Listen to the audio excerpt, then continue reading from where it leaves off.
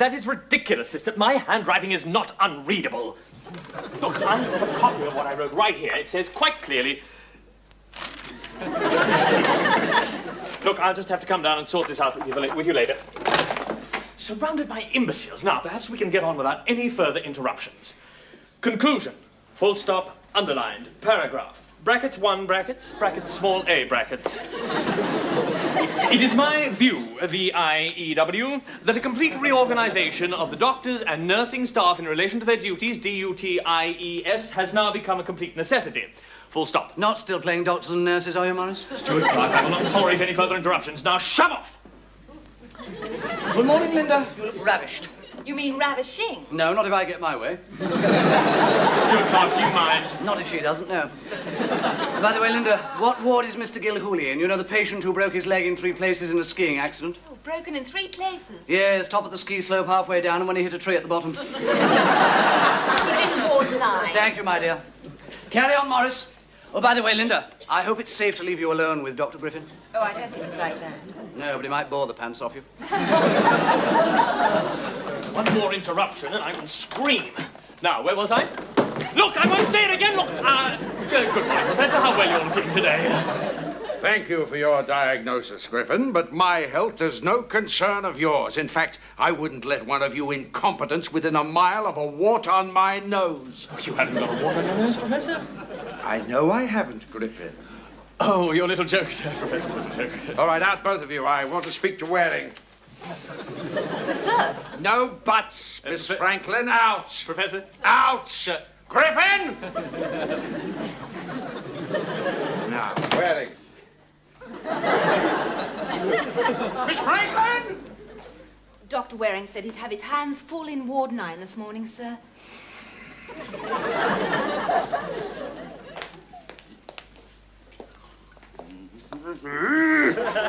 Which of you 2 frustrated females is going to take me out tonight? Or shall I leave while you fight over it? Dr. Waring? Sister Cummings, I'm awfully sorry. Just sympathising with your overworked nurses, you know, fellow feeling. Yes, I saw what you were feeling. Doing.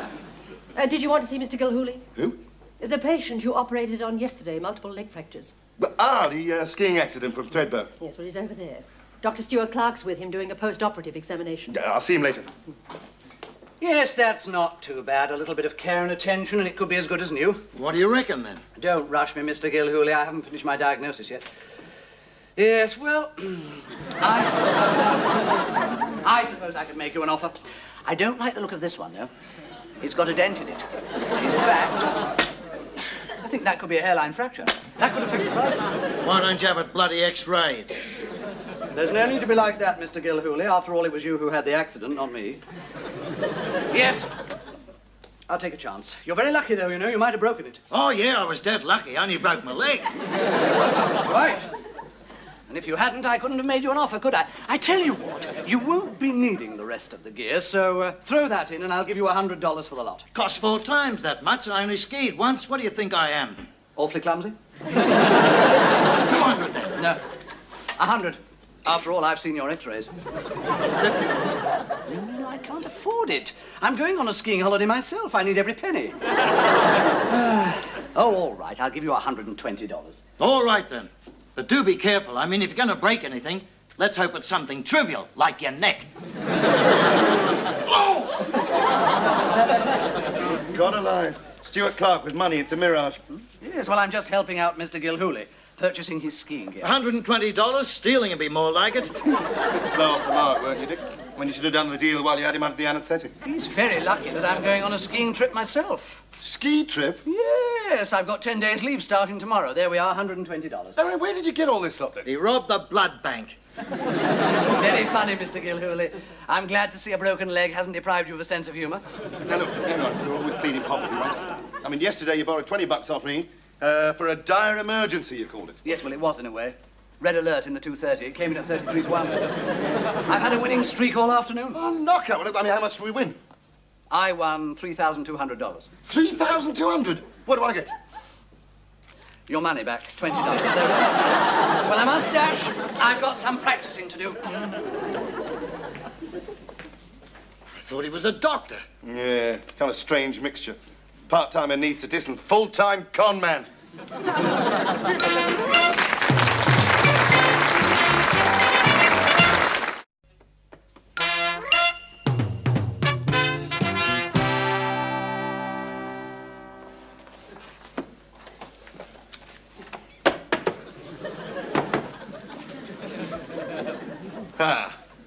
Morris, do you know where Linda is? I've got some work for her. Mrs. Franklin is duplicating some more copies of my report on the reorganization of hospital duties. I'm having it circulated to all departments for appraisal. Yeah, well, I wouldn't bother. They were issued with new scribble pads last week. Mr. Beaumont won't appreciate that attitude, Waring. He'll be keenly interested in my report. Waring, I want a word with you. Yes, sir. Professor, I finished that report I was telling you about, and I'd like you to have the first copy. No, thank you, Griffin. We were issued with new scribble pads last week. Griffin, this is private. Do you mind? Out. Out!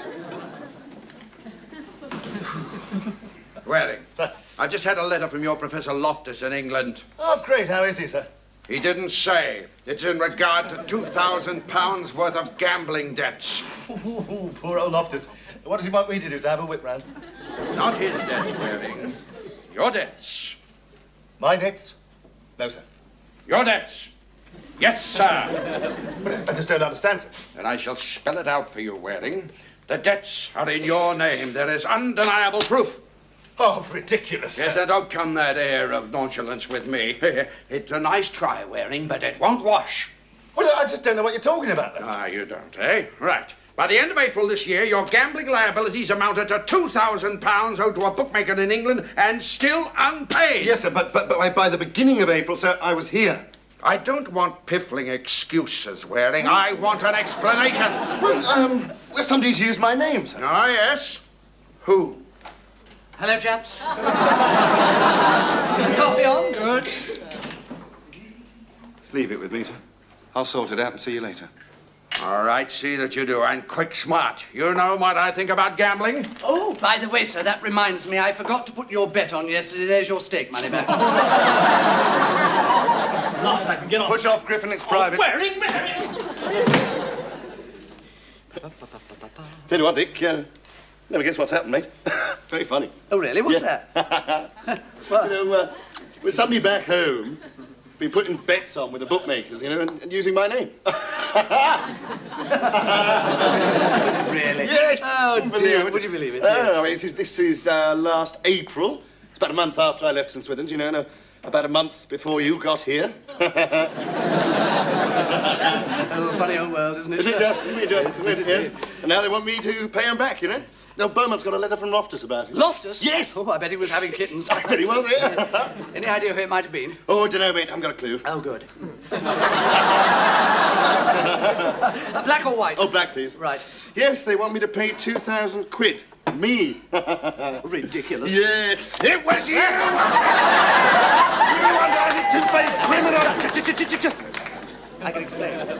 You see, I was losing heavily and, well, I was trying to recoup my losses, but they closed the book on me. And I had to use someone else's name, and I'm afraid your luck was out. But why me? I'm supposed to be a mate of yours. Why my name? I was going to use Tarquin's name, but, well, the bookmaker could never have spelt Tarquin Cholmondeley Clouston French with 2 small F's. After all, Waring is such a common name.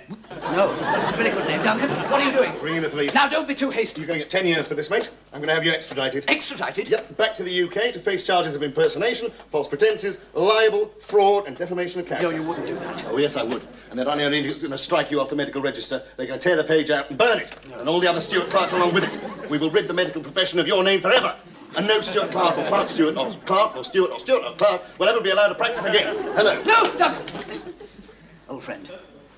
Old chum. Dearest colleague. No. I can give you the money. Yeah, well, they used to send criminals over here. I'm going to reverse the procedure. Look, I've got all that money I won at the horses. It's $3,200. You can have the lot. I'll cable it back. Yeah, but I mean, what about me? You know, everybody's going to think that Loftus' letters made me pay up. Now, look. Please. Look, it's going to be all over St. Swithin's by now. Look, there's nothing I can do about your reputation, but I can give you the money. All right. First, you cable that money back, right? Second, you sit down and write a full confession to Loftus about your evil deed. Third, I'm going to ring him and tell him the money's on the way and the written confession is in the post, right? Yes, sir. Right. I'll do it right away. In the morning, as soon as the bank's open. Good. And thank you for being so understanding, Duncan. Oh, dear. What? It's a slight snag. There better not be. Well, you know that $3,200. Well, I mean, it's almost £2,000 in real money, but, well, I gave Mr. Gilhooly $120. I don't suppose you could lend me $100. No. Now, where are you going? I'm just going to see Mr. Gilhooly. See if he'd like to purchase a nearly new set of skis for $120.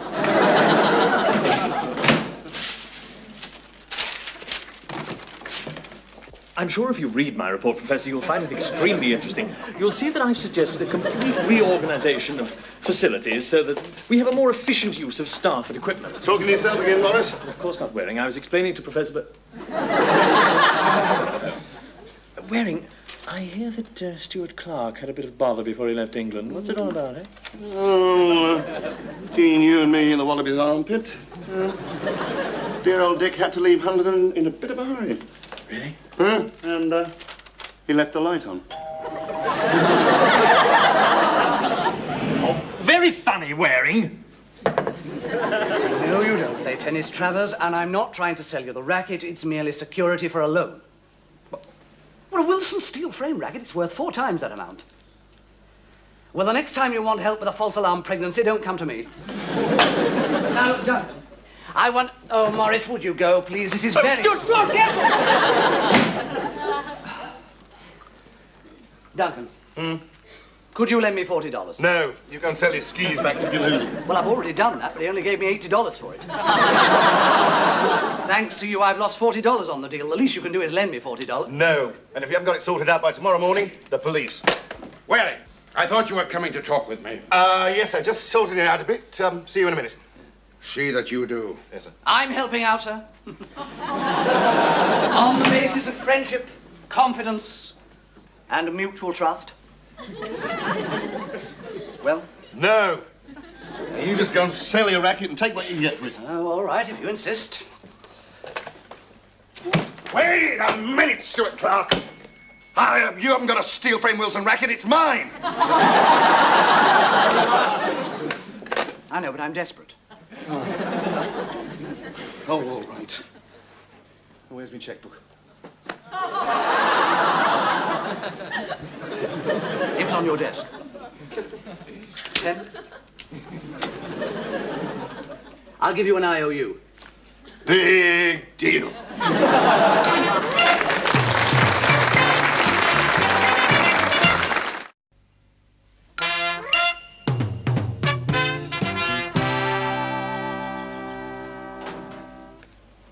Excuse me. Thank you. Yes, it's very appealing, that. Yes, that does take my fancy. Wouldn't mind doing it each way. No, Dr. Stuart Clark. No. Red Admiral in the Maiden's Handicap. Oh. Although, on the other hand, I wouldn't mind a little... Yes. From what I hear, you should have learnt your lesson by now. Oh, I have, but it's the chance of doubling that money, you know. It's very exciting. You'll only lose it at the races. No, I won't. I'm on a winning streak, assisted by some inside information. In fact, I'm expecting someone to ring me this very moment. Hello, Roland. Yes.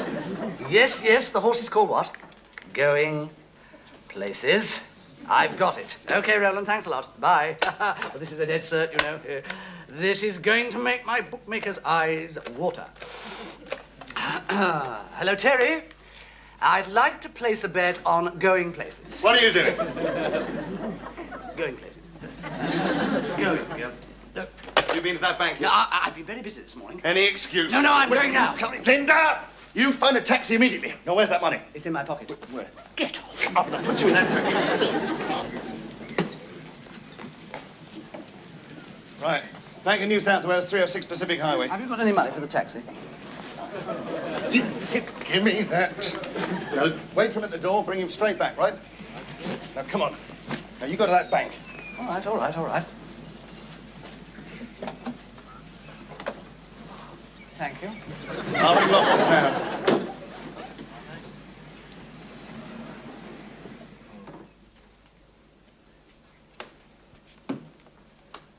Hello, operator? Yes, thank you. Hello? Hello, Sir Geoffrey Loftus? Yes, hello, sir. Sorry to ring you at home, but I didn't want to disturb you in the hospital. But it's me. Duncan. Waring. Yes, that's right. Phoning you from Australia, sir. It's me, a voice from the past. Yes, it's nice to talk to you again, sir. Brings back old memories. Yes, now, I know, yes, Professor Beaumont's mentioned it, sir. It was all a mistake. The money's in the post at the moment. Well, Dick Stewart Clark. Yes, that's right, sir. Yes. What? What's surprising, I haven't reversed charges. You haven't changed a bit, sir. Yeah, very good. Yes, no, the money will be there tomorrow, sir. Good. Yeah, well, how are you, sir? Hello, sir? Sir? Well, I would have thought you'd be happy to see me. Could it be because in England it's 3 o'clock in the morning?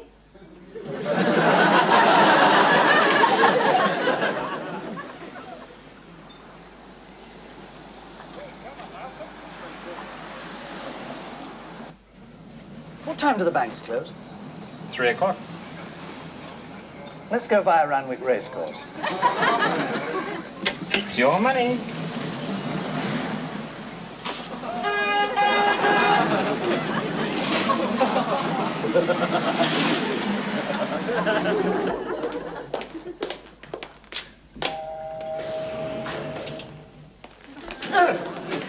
Waring! Is there something the matter with me, Waring? Beg pardon? You know, something that my best friend wouldn't tell me? I could run a few tests if you like. How do you mean, sir? You seem to be avoiding me, Waring. Me? No, just busy, sir. Up the old elbows in it. Yes, well, if I don't answer Professor Loftus's letter very shortly, you are going to be up to your neck in it. Yeah, no, that's all settled, sir. Just a misunderstanding, that's all. All been fixed up. I even now Dick Stewart Clark's in a taxi on the way to the bank to cable the money off, sir. I'd have more confidence if you'd said Ned Kelly. Ned who, sir?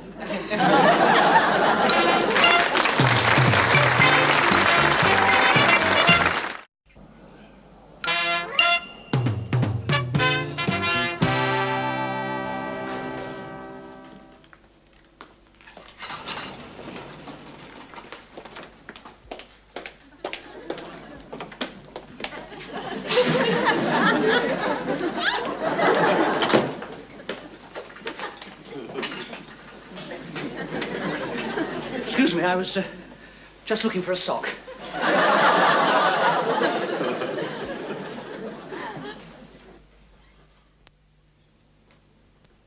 Psst.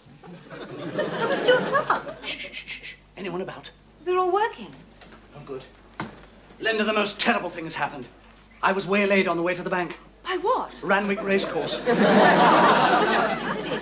Yes, I did. And the most dreadful thing has happened. I lost the lot. Oh, no, you couldn't resist it for one day. Oh, I resisted that since last night. It's the races I fell for. Now, the fact that you're still in one piece, I take it that Dr. Waring doesn't know yet? No, I don't know how I'm going to break it to him. Yes, well, it's a good job I bought this black dress. It'll come in handy for the funeral. Linda, I don't suppose you could mention it to him on passing, could No. you? No, I don't suppose not, no. You'll just have to face him. Yes, I know I will, yes. After all, you're supposed to be friends. Yes, I know we are, yes. Show your manhood. Not just now, Linda. I've got too much on my mind.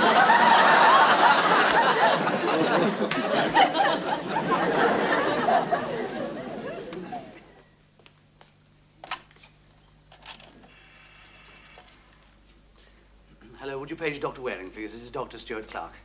Thank you.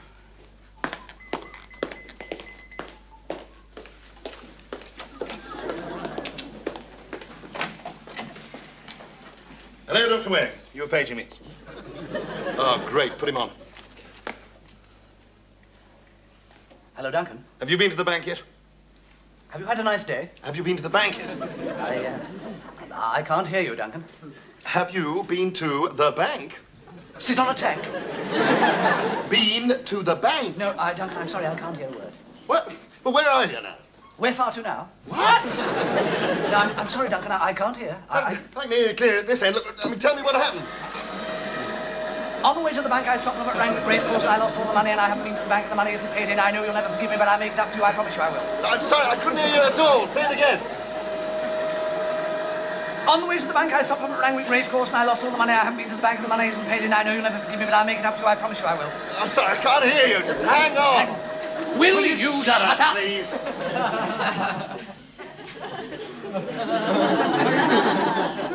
I can can explain. You better be able to. Yes, I can explain. You better be able to. All right, I'll explain. I've warned you much more than this. Now, let me hear. I've warned you about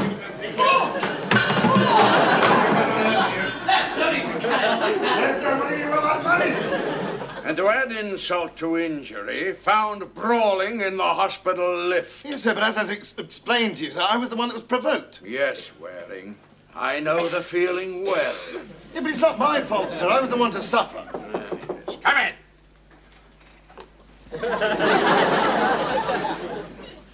My boss said you wanted to see me, sir. Right. Professor Wilkinson tells me that you're committing half your salary until your debts are cleared up. As for the rest of it, you can work it out between the two of you. And what's more, come in. What's more, Professor, Get out, Griffin! This is private!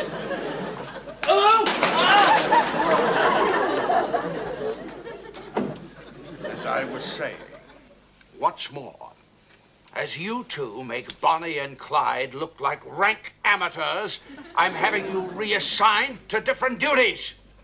This is all because you use my name. Hiding your grubby little activities by using the name of a colleague, a mate. Come in. Professor, Ah, Dr. Wainwright. My dear Dr. Wainwright, how are you? Beaumont. Yes. Waring, this is Dr. Wainwright. She is going to be taking your place on my team because you are being transferred permanently to casualty. I take it you don't know either of these two pommy reprobates? Oh, yes. I met Dr. Stuart Clark at a medical conference in Melbourne last month. We spent a long weekend doing advanced anatomy together. Dick left without saying goodbye or paying the bill. Didn't think you'd see me again, I suppose, Dr. Stuart Clark? It's a tongue type, eh? What? Waring? Dr. Stuart Clark. One Dick, moment, Dick, my old dear. mate, Just- dearest friend, dearest colleague. Don't... What?